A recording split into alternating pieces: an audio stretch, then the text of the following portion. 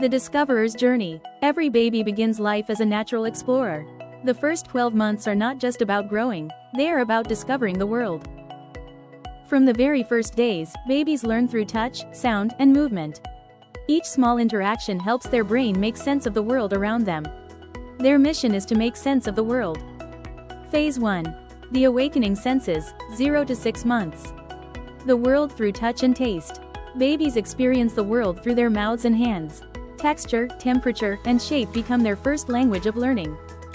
Essential tools for sensory reading. Simple tools like rattles and teethers support sensory discovery, helping babies connect movement with sound and touch. Phase 2. The power of the grasp, 6 to 9 months. This is the moment babies realize, when I move, something happens. Cause and effect becomes a powerful discovery. Purposeful toys support coordination, concentration, and the joy of mastering a new skill like cube rattle, dual discs. Phase 3. Mastering precision, 9 to 12 months. Hands and mind work together. Babies plan, test, adjust, laying the foundation for lifelong learning. Tools for focus and persistence like object permanence box inter, vertical ring stacker, single shape puzzle set.